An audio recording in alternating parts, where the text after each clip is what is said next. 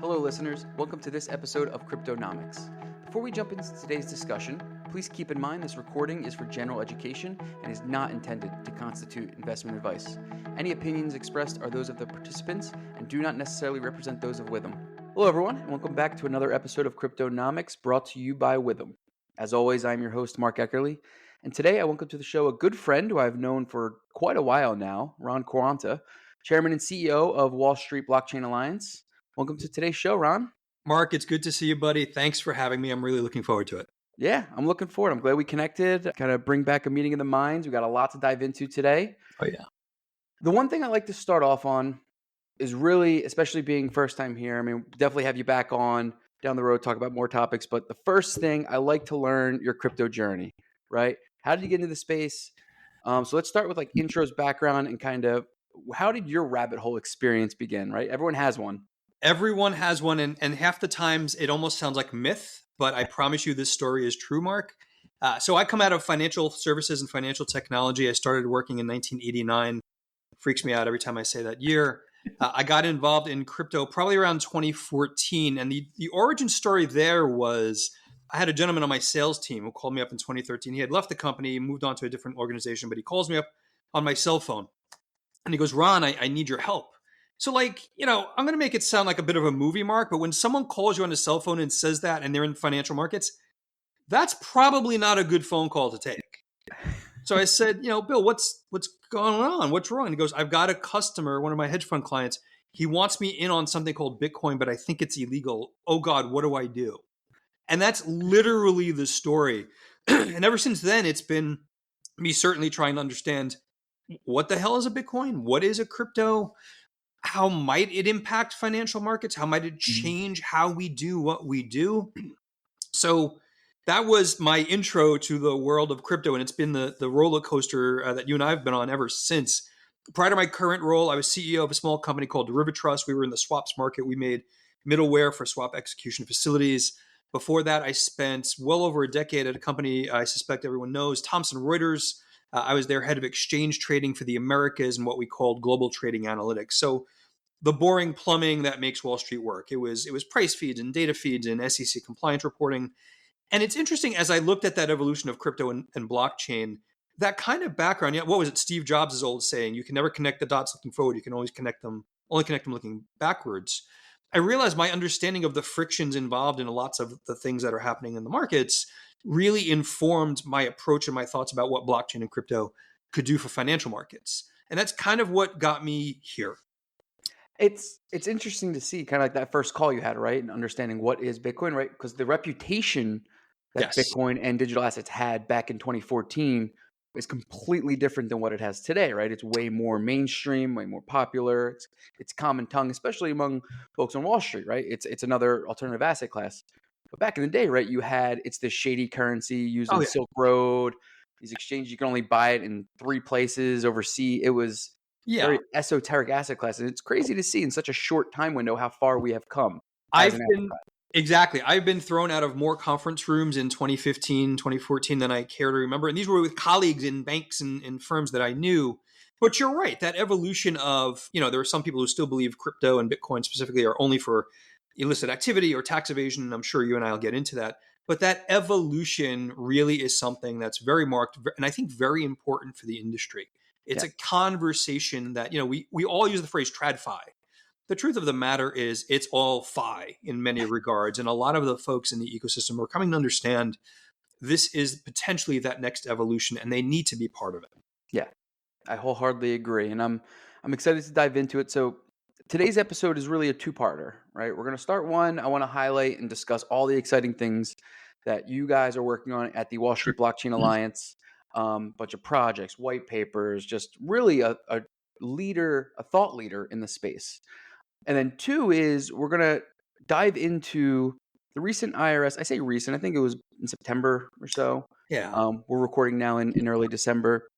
The IRS guidance released, proposed guidance, I should say. It's not authoritative just yet. Yep. On the broker-dealer rules, the change that it could have on the digital asset space and companies in the digital asset space, specifically as it goes to reporting. So let's start with Wall Street Blockchain Alliance. Going forward, I'm just going to say WSBA to get the mouthful away from out of this. That works, Mark. That works. There Yeah. are So, a bunch of different working groups, a bunch of different projects. yep. Let's dive into it. Tell me some of the exciting stuff that you guys have worked on in 2023 and where we are at today. Yeah. So, little real quick story about the origin of the WSBA. We started in 2015 quietly, and it really came out of the need that built on that prior experience I mentioned to you, which was how do we have the right conversations with bankers and brokers? And over time, it expanded to include accounting professionals. We're privileged to be partners with AICPA. It included legal professionals, as all of the lawyers are trying to figure out, wait, what is this? And what does this mean for clients? And what are we doing going forward? So really, that was the genesis of the WSBA as a not-for-profit trade association. We don't lobby. We don't buy or sell crypto. We don't give investment advice. I'm not even allowed to take membership dues in crypto, Mark, although we'll have that conversation at the next board meeting. And a lot of what we do, we structure along the lines of our working groups. And those working groups really do focus on professional verticals, like I mentioned. So it's accounting professionals, it's legal professionals, it's our crypto asset working group, which is professionals that are coming from classical Wall Street and are involved in investment management, portfolio management, operations associated with global markets. We have an enterprise and technology working group that focuses on the intersection of what are the use cases and the product needs, and what's the technology behind that all that makes that work. So our working groups meet regularly, Mark, and we're privileged to have you as a member. We meet at least once a month. Many of them meet at more than once a month. Every month we have a series of meetings with members that really focus on what we call deliverables. And those deliverables can be a wide variety of things. It's submissions to proposed rulemaking by the Internal Revenue Service or the SEC or the CFTC or the PCAOB. You name your alphabet soup of regulators. It's educational sessions with participants in the ecosystem that are really on the bleeding edge of everything from DeFi to the tokenization of real world assets and beyond, and really helping our members do what you've often heard me say, Mark, which is cross-pollinate.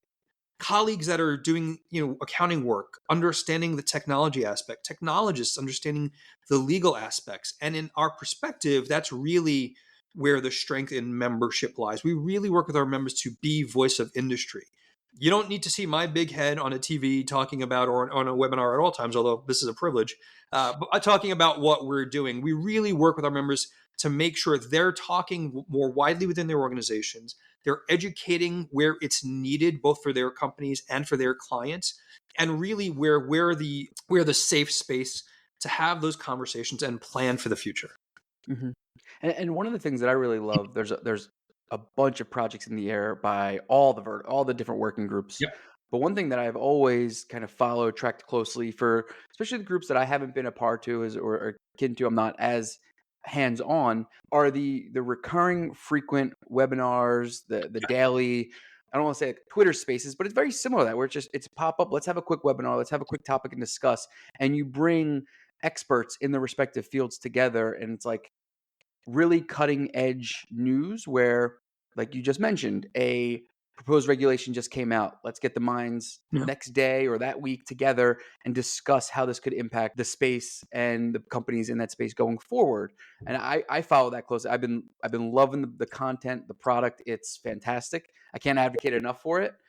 Talk about that a little bit more and how, right? Because I see there is so much content out in the space now. Yeah. Right. Everyone is doing some form of media content, whether it's articles, podcasts, webinars. How have you helped differentiate yourself from some of the others that might be highlighting similar content?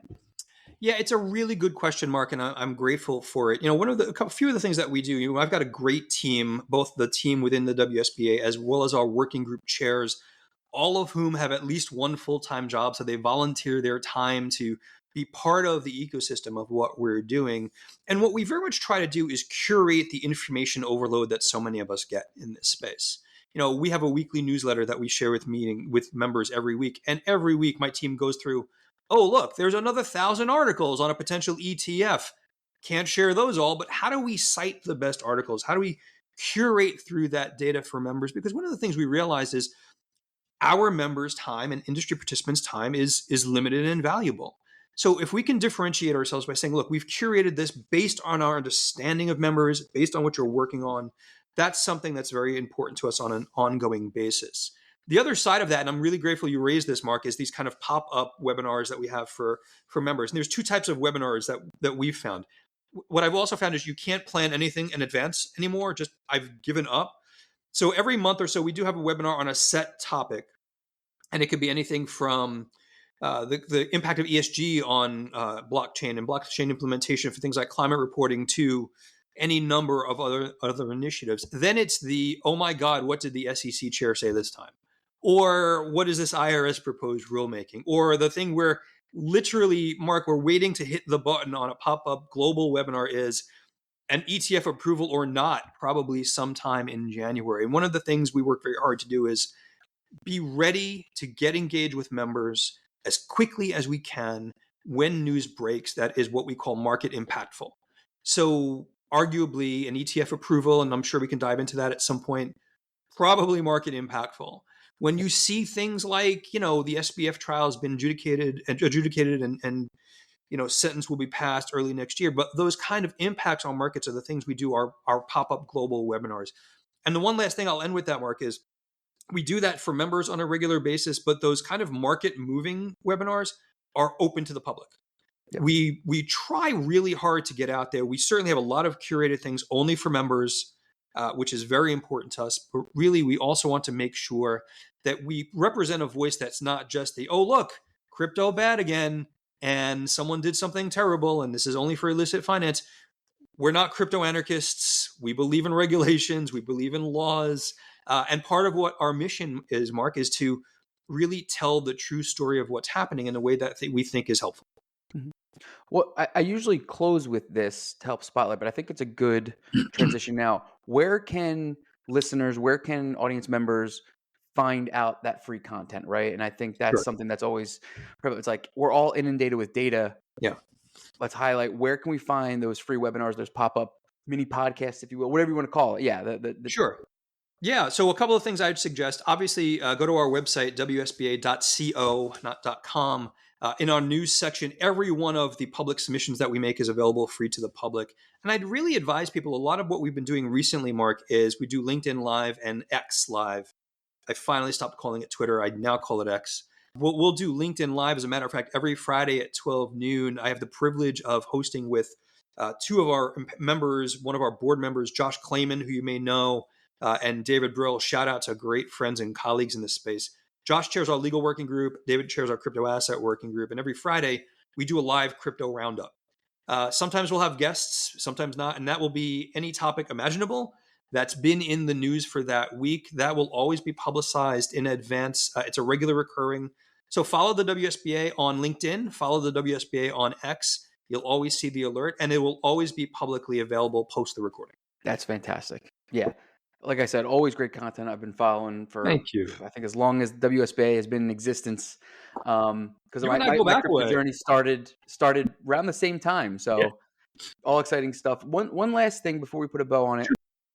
We can go back last couple of years. Tell us about some of the exciting comment letters, white papers, some of the ultimate deliverables that you mentioned before, some of this exciting stuff that the working groups are working on. What has been released? What have been some of the key action items that have come out of those working groups over the last couple of years that you and the working groups are proud of, right? Like the ultimate deliverable. Yeah, certainly, Mark, and I appreciate that. So obviously, when we talk about responding to comment letters, a lot of those go through our legal working group. Several of them go through our accounting working group. So obviously, the recent Department of Treasury IRS proposals on gross proceeds and basis reporting for digital assets. I know you and I are going to dive into that more deeply. We thought that was very important to respond to at a high level, and we can talk a little bit about why I think that's important. Certainly, SEC proposed regulations, one of the ones we're most proud of, and I think it was something that was very important to the ecosystem, but in my mind didn't get the attention a lot of folks thought should give to it, was the qualified custodian rules that the SEC proposed and put forward. Certainly SAB 121, which now is in kind of this weird, I guess, limbo, but not depending on who you talk to, because GAO recently cited this SEC accounting bulletin 121 as potentially a proposed rule that should have gone through Congress versus, hey, it's guidance, do this. So it'll be interesting to see where that goes. So there really hasn't been a major proposed regulation that we haven't taken a look at and tried to respond to in kind. In addition to that, one of the things we frequently try to do, strictly from an educational perspective, again, we're not lobbyists, we don't employ lobbyists, but we have a policy update that we do every month or so with two good colleagues that are members in Washington. I am not a Washington person. I don't know how the sausage is made, Mark, but they educate me every single week. So we do our regular monthly policy update that reviews what's the current state of legislation, what does this legislation do. So those are really important benefits that we've put forward and we're very, very proud of. The last thing I'll bring up, Mark, is certainly when we look at the other working groups, when we look at our crypto asset working group, when we look at our tokenization working group, a lot of the output of those working groups end up being in-person events with thought leaders from around the world. So the most recent one in October was our Crypto Investor Summit, which happened in person in New York City. And that was investors and lawyers and accountants really focused on the nitty gritty of what it means to be a crypto investor in this space. And we're not just talking about, you and I back in 2013 buying Bitcoin, for example. It's hedge funds and institutional investors. What's their perspective? What's the legal and regulatory challenges for some of that? And the important stuff there is that was Chatham House rules. We didn't record that. That was really meant to be a deep dive of people from TradFi and NewFi or whatever it may be, really trying to understand what's our world going to look like together. And I think we were very, very proud to put that together. Yeah. As anyone that's listening, you could tell there are a lot of moving parts here. Definitely a well-oiled machine, I'll call it WSBA. There's a lot of great and exciting stuff that's being worked on. But let's dive into what you touched on earlier, the IRS proposed regs on the gross proceeds and the basis reporting by brokers and who really falls under that broker name now. I think they're trying to loop in digital asset companies. So let's start off with, I know the WSBA responded to the comment during the comment process, the window, with kind of the group's point of view and responses. If you haven't read it, I highly recommend anyone taking a quick pass at it. It's a different take on maybe some of the other firms, right? Because I think this IRS proposed reg received a ton of comment letters from firms in the space, right? Everyone was, I don't want to say outraged to speak for other firms, but I think a lot of people were outraged at the end of the day. Yeah. And it was neat to see your take, and I don't want to give away some of the meat and potatoes, but let's start off with, tell us what the IRS is trying to accomplish here. Let's take it from the top. Yeah. What did the proposed regulation say? And then we could dive into kind of the response and the outcome and where we might shake out. Sure. And full disclaimer for everyone watching, Mark knows this all too well. I'm not an accountant by training. I just spend an unbelievable amount of time with accountants, which is always really fun. So, Mark, based on my understanding and the work that the team here did, when we look at what the IRS's proposed regulation, it was really about understanding the taxation of gross proceeds and the calculation of basis for digital asset transactions and how that reporting might happen. And it's interesting because you're absolutely right. It was a pretty meaty proposed regulation and series of rulemakings. And one of the things that we really tried to focus on, we knew AICPA, we are partners with them, very proud to be partners with them.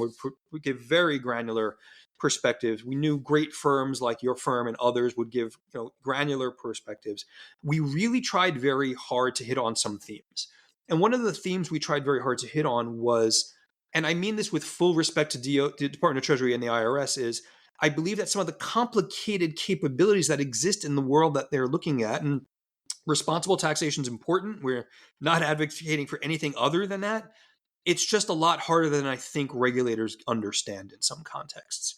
So when you look at, I'm just paraphrasing some of this, the way that the IRS worded the proposed guidance, what was a broker expanded into a world that I had not seen before, even in my previous history. So when you look at what the definition of a broker is, you're now potentially looking at peer-to-peer transactions, payment processors, automated market makers, or liquidity pools. And one of the things that I was very concerned about is that some of what's proposed doesn't seem to account for the fact that some of that is truly automated. I might not know who the other counterparty is to a particular transaction, if there is one at all. And what if the counterparty to the other transaction is a smart contract embedded in an AMM, an automated market maker, for example? So one of the things we tried very much to do is hit those high-level themes.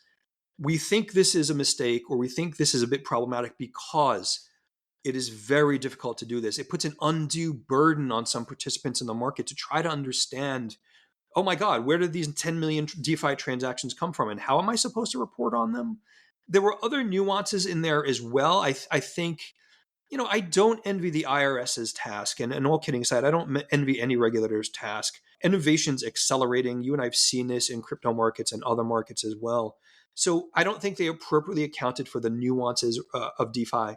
I think they didn't appropriately account for, don't seem to, they seem to be silent on appropriate treatment of NFTs, or it seems to be a disproportionate treatment of NFTs, and not fully understanding how that might be treated. I even think things like the lending in the crypto space hasn't really been thought through in the context of how lending and liquidity pools work for crypto. So again, yes, appropriate taxation makes sense.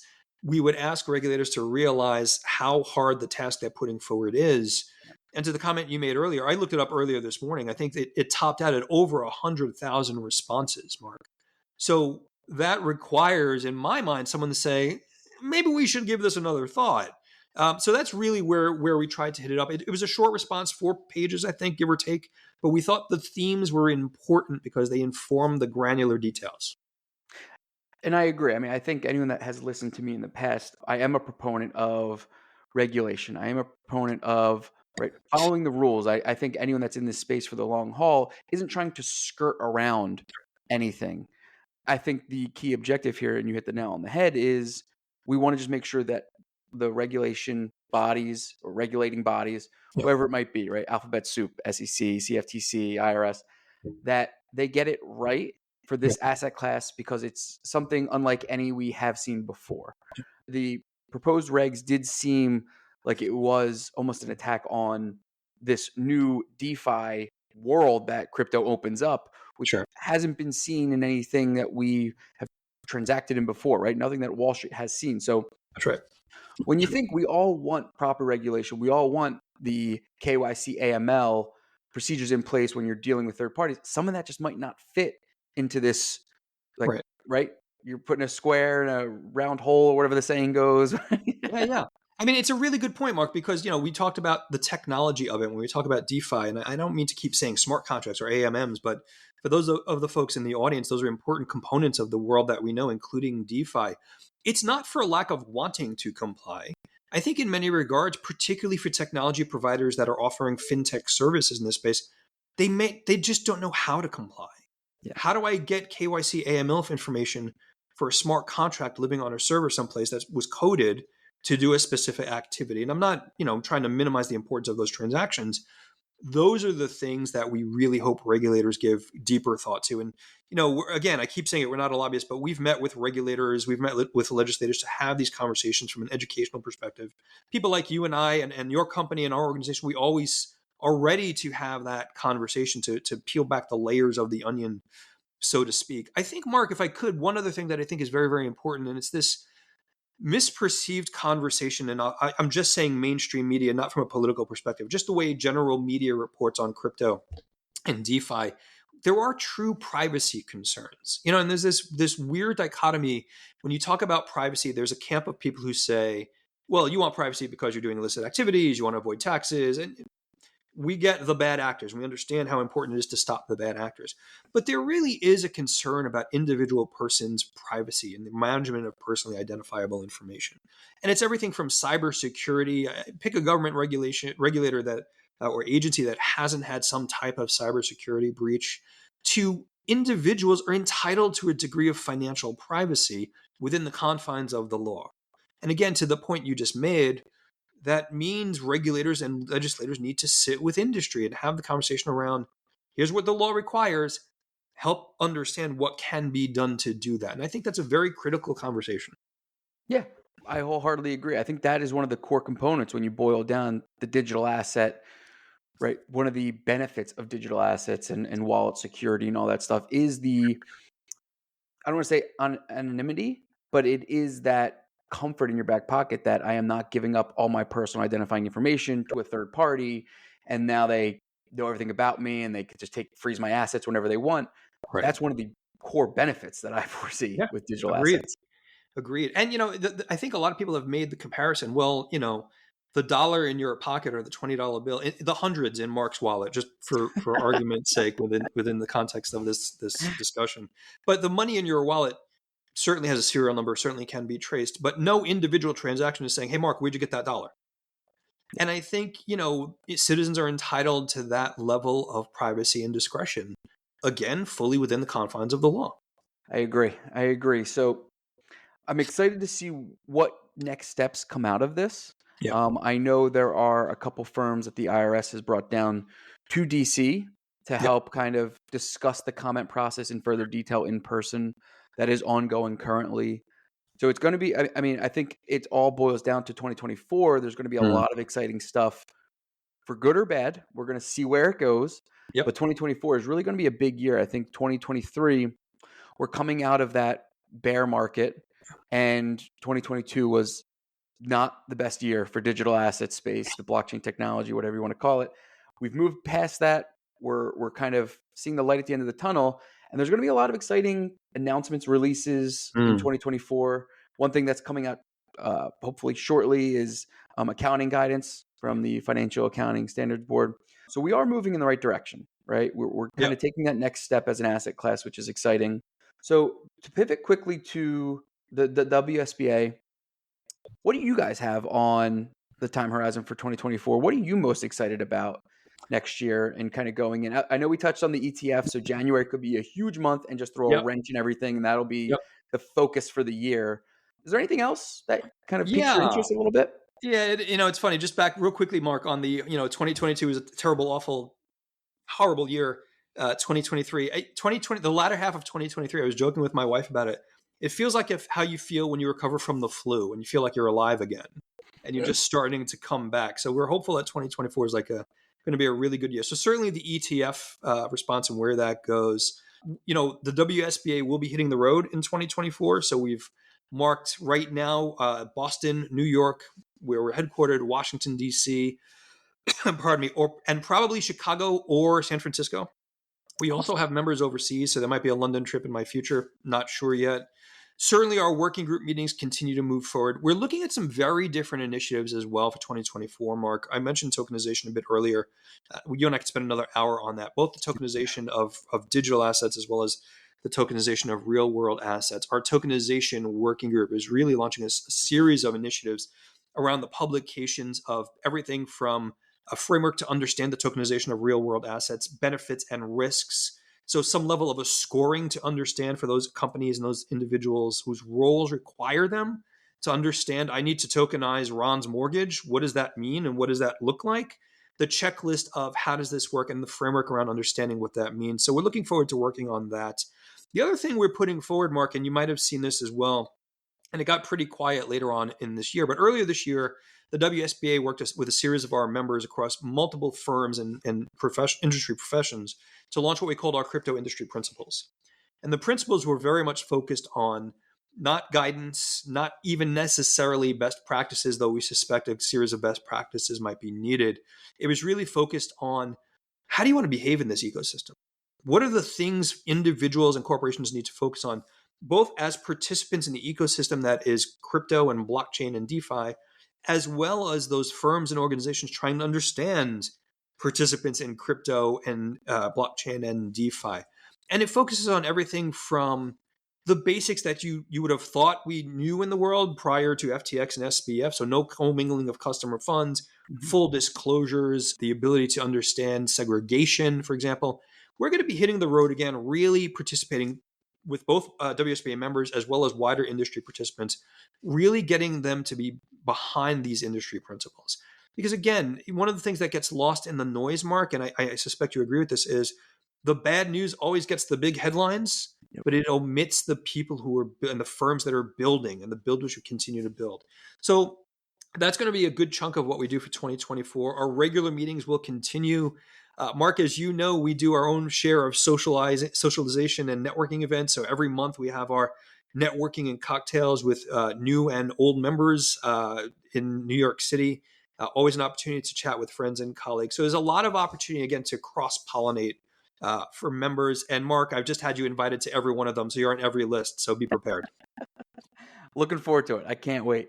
I'm excited. Is there anything personally that you're excited about in 2024? I know from a professional side, right? We discussed all the exciting stuff that the organization's going on. Is there any like sub niches, sub verticals in crypto that you're kind of excited to see maybe take the next step? Maybe something that's Hmm. new or pop off. I know, like personally, I'm excited to see one way or the other the halving impact every 4 years. Yep. That's going to be fun in the spring or early summer. Yeah. That's been a hot topic as of now, especially with Bitcoin miners.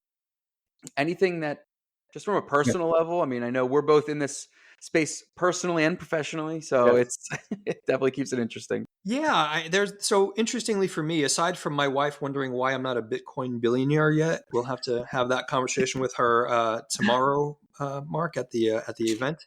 There are two things that I very much am focusing on in a personal capacity. Certainly, climate reporting I find very interesting, and the work that's developing there, and the tokenization of climate reporting. And the reason for that is, in a different life, part of the work I did at Thomson Reuters worked with our emissions group and kind of the climate group back in the Kyoto Protocol days, where hey, emissions reductions credits, we'll use the free market to reduce carbon emissions, et cetera, et cetera. But no one can prove authenticity, no one can prove provenance. And then out of 3 or 4 countries somewhere in Eastern Europe, people were just like printing ERCs and selling them, and it turned the market entirely collapsed. I believe we're seeing real evolution in that space and leveraging of both blockchain and tokenization to move climate change and climate reporting forward. I'm really looking forward personally to diving into some of that.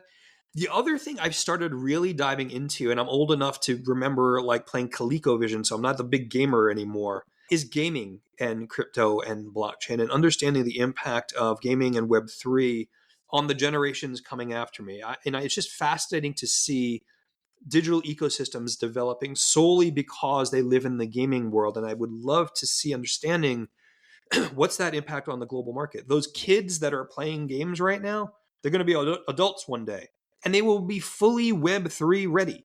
And I'm hoping to learn, and I'd really love to start understanding in 2024. What does that mean for the future? I think those are important conversations. Yeah, I think that's a great space as well, right? When you think of like you coined earlier, the cross pollination, it's the younger generation mixing with digital assets or virtual currencies, whatever the in-game token is, Yep. with the collaboration of NFTs and how that can kind of mix into some of the open world concept games, the metaverse. I really think that space we are in the early foray of Okay. what gaming could be and the impact it has on NFTs and digital assets. So certainly an area to be excited about. Ron, I appreciate you joining us today. That wraps up today's episode. It was a pleasure catching up as always. It's been Same long here. overdue. Where can listeners, I know you mentioned WSBA, where can listeners go to learn more about the Twitter spaces? You said it's the LinkedIn and I should say Yeah. X. I keep saying Twitter. I keep saying Twitter. So WSBA is on LinkedIn. You could look us up in LinkedIn. WSBA has its own corporate page. Certainly, you can follow the WSBA. All of our major announcements go there, and every Friday at 12 noon is our crypto roundup. Me and smarter people than me, Josh Clayman and David Brill, will be there every week, and we do everything from market wrap up to what the heck does this regulation mean, and usually some funny comments in between about David's Learjet, but you'll have to watch that to hear. And then we're certainly WSBA is on X as well. So WSBA at WSBA.co. My God, I forgot our our X handle. Team's going to kill me. So LinkedIn and Twitter generally, we also stream through other channels on Facebook and some of the live streaming there as well. Those are the two main places to go. Any additional information anyone wants, it'd be a privilege. And Mark, again, thank you for the opportunity. Info at WSBA.co. The team's always happy to respond to questions. And looking forward to working with you and the team there, Mark, more in the new year. Likewise, looking forward to it. Thanks again. And that wraps up another episode of Cryptonomics. Thanks, Mark. Thank you. All views expressed in this podcast by Mark Eckerly or his guests are solely their opinions and do not reflect the opinion of Witham. This podcast is for informational purposes only.